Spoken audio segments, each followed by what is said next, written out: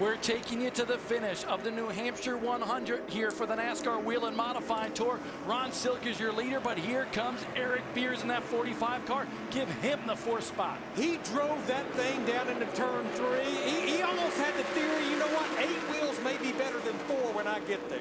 I tell you what, having a great time here on Speed today. I'm Bob Dillner, Jimmy Spencer, Larry Mack up in the booth, Dick Berggren on pit road for us today. These guys have caught Silk right now.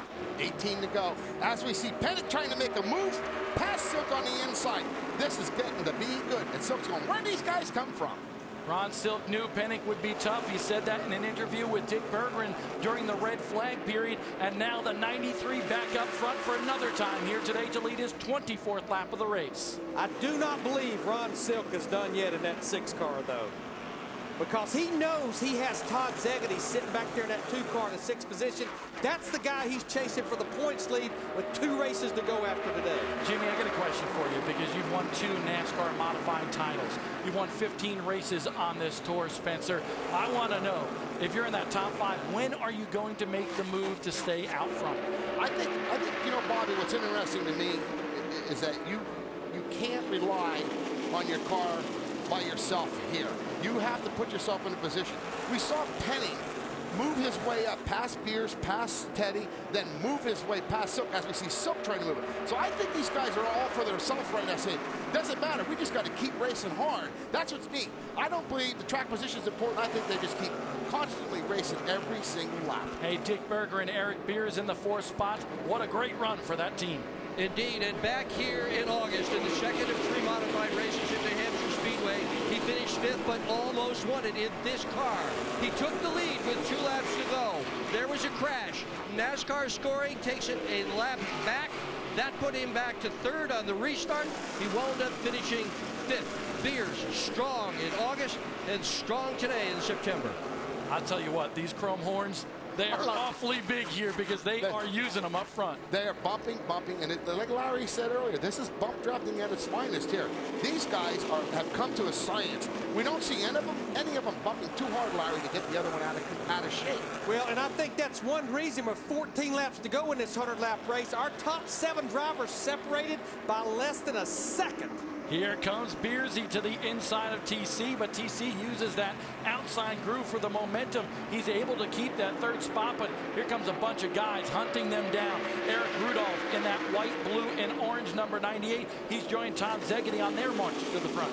Yeah, he keeps taking a look to the inside of the 2 car of Todd Zegedy. He just can't quite complete the pass. How about Eric Goodale there? We mentioned that he did not pit when everybody pitted. He's pitted twice since then. He's marching his way back through the field right now. He's cracked the top 10 again. Yes, sir, and he made that pit stop late, so he's taking advantage of those fresh tires. I believe Teddy's car's off a little bit. He's actually holding up Zegedy and Beers and Bonsignor, and we're seeing a lot of this happen behind him right there as we see Beers down on the inside, and there's Bonsignor. So this is some, man, now we're into the skid rail bump, and this is what I love about modifieds. I love those big old Nerf bars on these things because they can bang them and bang them hard. What a shot Bonsignor gave Teddy there to get by Beers. It actually cost him a little bit. It cost him a position. It cost Bonsignor a position. You're right, Larry. But here's something to consider. A lot of people at home might be saying, man, they're hitting each other hard. Honestly, Teddy Christopher loved to get that shot from Bonsignor. Yeah, but now we see Beers back by Teddy. But you're right. You know, Bobby, you're holding you wide open. You say, help me, help me, help me. And it does help him. And it does give him the extra to go into the corner and make the pass. Whoa, Teddy quickly, Eric Beers gets a bump from Ted Christopher, almost loses control, and here comes Zegedy on the outside. Boy, Teddy wasn't happy about that. I don't know if he knew he was there or not, but Zegedy shot to the outside, and I believe Teddy used him up a little bit there going into 3. 10 to go, 10 laps, the dash for the cash here, and Ron Silk up front battling with Rowan Penning, but the battle brewing just behind them as well with terrible Teddy Christopher in that 36 car, Eric Beers, and Justin Bonsignor with Todd Zegedy.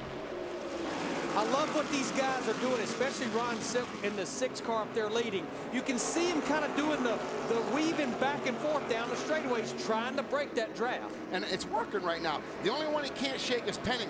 Remember, 30, 40 laps ago, these were the 2 cars that were dominating the beginning of this race. Once again, looking at the end here, who's going to win this race? I am picking Silk or Penning.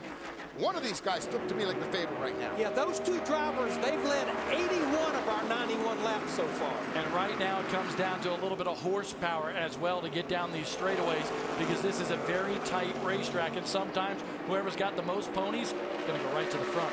And you know, they could brought this up a little bit about these guys, how the love they have for one another.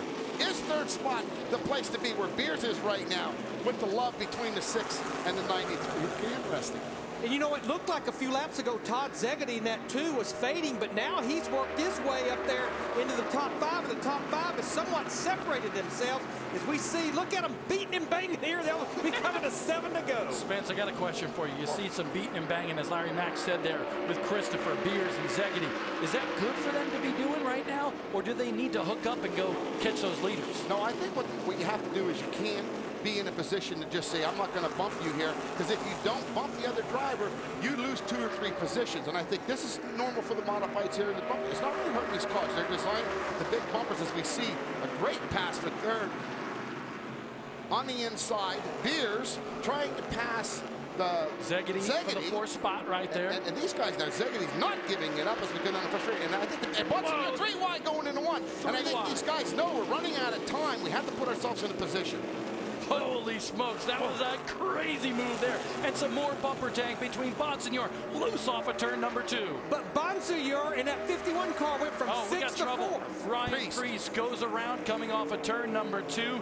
He was in the top 10 in that number 40 car. And the caution will wave as we come to 5 to go. Remember, the lineup is reset by the last completed lap in the NASCAR Modified Tour. But man, I'm rubbing my hands together, because this is just what the doctor ordered here for everybody in the grandstands. And we have a packed house and everybody watching today on Speed. So I guess my question, we're going to have to see on when the caution came out, that move that Bonsignor made going from 6th to 4th, will he have to go back to 6, going back to the last completed lap? Let's take a look at it. I think we got it here. Take a look at this 51 car. Yeah, you can see him coming off turn 4 right here. Now, he's running in the 6th position. As you see, Zegedy and Beer side by side, power move to the inside, and he's going to go from 6th to 4th right there. And if you were Eric Beers right there, Jimmy Spencer, what were you thinking in the middle going into 1? I think he did a great job, because he says, uh-oh, I'm 3 wide here. I need to do the right thing. Good decision on Beers' part. All guys did a great job of separating themselves right there. Talk about Bonsignor just a little bit. We had a spin with Ryan Priest that brought out the caution. That's the number 40 car, and we're going to take a look at what happened to him coming off of turn number 2. Looks to me like he just got down on the low side of the racetrack and got loose. No, he didn't hit anything. We also saw that earlier with Stefanik, so I'm wondering if they didn't get down on that banking area off 1 and get slick right there on 1 and 2. Well, what I was going to ask you, Jimmy, I don't know about the modified cars, but I know with the Sprint Cup Series cars and even the K&N East cars last night, if your car is a little tight, you'll sometimes get on the flat to make it turn. Maybe they made it turn a little too good getting down there. It's a great point. The other thing, Larry, these cars have very, very rapid pinion steering, very, very quick. And you can get behind in the steering really, really quick. That's a possibility that happened to Priest. Also a possibility that happened to Stefanik. Right in front of Ron Silk in that 6 car, who's the leader of this race, you see the 52 of Doug Coby. Doug Coby will receive the lucky dog this caution period. Doug Coby with a great top 5 run here in the July race. And remember, he was involved in that incident earlier on the front stretch. What's going to happen here, guys? Is Pennick going to take the outside or the inside? Now, as it says, Silk is leading, but it also says, okay, I'm sorry. Silk is we got it eliminated. Silk will take the outside. Exactly. But we also know how strong Penning is. Is he going to surrender that position by saying, you know what, I might not give Penning the inside with 3 to go? And it looks like that Teddy Christopher, he'll be forced to line up on the inside of the 2nd row, which will put Todd Zegedy right up behind Ron Silk in the outside of row 2 on this restart. And remember, big old chrome horns, big front bumpers on these machines. They're gonna push. Absolutely, and nobody can push better than Ted Christopher. No. And Doc, you got more on that 36? Yeah, what Teddy Christopher just heard in his ear is green, white, checker if you've got anything. And they paused, and then they said, try to bring it home. Trying to bring it home.